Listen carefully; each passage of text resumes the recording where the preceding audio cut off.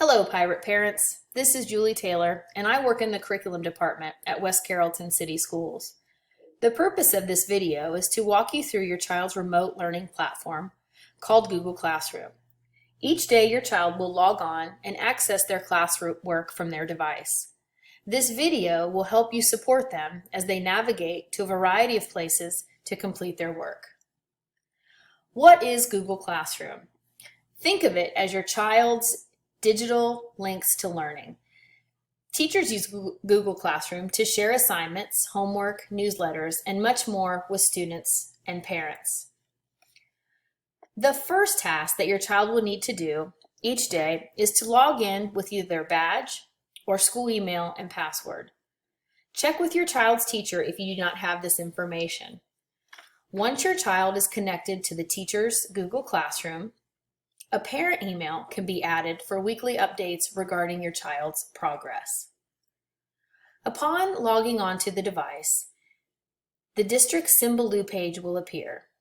This page has necessary links for both parents and students. Students can use this page to access their teacher's Google Classroom as well as Clever. Progress Book is also linked here. Here is a closer look at a few links, also called tiles, that students will want to use. Notice the Google Classroom link and the Clever link.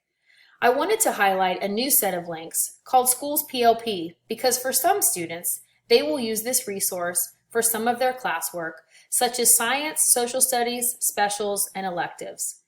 The building web pages are here too, and this will be the best place to stay up to date on what's happening in your child's school. Any computer with Google Chrome, Safari, or Firefox will be able to access the online content. Chrome is the preferred web browser. Internet Explorer will not work. A webcam is also preferred, and our school-issued Chromebooks have them already built in. Reliable internet will be necessary for consistent and uninterrupted access for students during their school day. Once your student has logged onto the device, the first stop will be visiting the Google Classroom. For the very first time, the student will need to gain access to their teacher's classroom by way of a join code.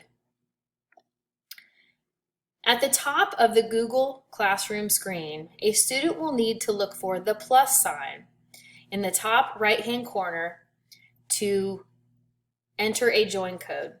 A box will then appear to add the code. Another way a student may join the class is to simply accept the Join Class invitation that will already appear on the classroom homepage.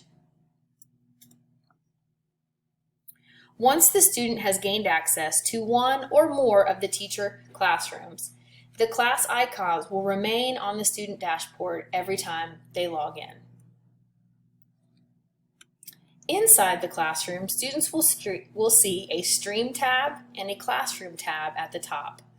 General announcements from the teacher will appear on Stream, and the daily assignments and assessments are found under Classwork. There is also a to-do list area on the left called Upcoming for students to see what has been assigned by date. Once in the Classroom tab, students will see links to daily or weekly pages called playlists. These playlists give students a to-do list for the day or week, directions and links to enter live teaching sessions, as well as homework assignments. The playlist is designed to be a student's guide to balancing their time during the day, and it offers structure and pace to completing work remotely. Let's take a look at a few examples. Teachers have been working on playlists, and these are 3 examples of what you might see in your teachers' classrooms.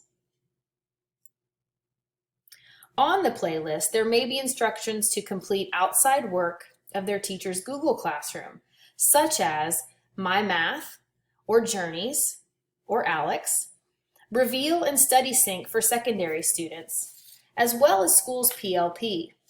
Some of these sites require additional access with usernames and passwords, and teachers will provide these credentials for their students. Once students get familiar with where to access their work, it is important to provide a learning environment that allows students to meet with their teacher and attend class online. All buildings have a daily schedule that students are to follow. This may require for students to spend around 2 or 3 hours each day meeting with their classmates and teacher. They will use Zoom or Google Meet for classroom instruction. And on the screen is an example of what a day might be for one student and how he or she will meet with their individual teachers throughout the day. Basic items such as notebooks or paper and pencils are a must as students work through lessons online. Check with your building for specific supplies from your child's teacher. But here are some other suggested items to consider. Headphones, dry erase boards, a mouse for the laptop or the Chromebook, a planner to keep track of assignments, a timer for your student to keep track of his or her time, and a printer if your child prefers to work on paper. The school year will begin on Monday, August 24th.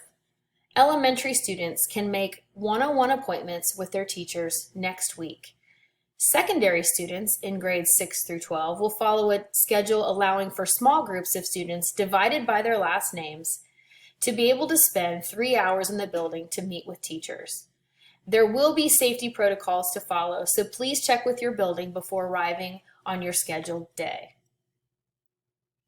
Well, we know this year will be one like we have never experienced before, and we want to thank you for your patience as we have worked to provide the safest environment of learning for our students. This page, as our final page, links our district homepage, our school websites, information on registration, and the parent guide to online learning for you. If you have any questions, please call either our central office or your child's school. Have a wonderful school year.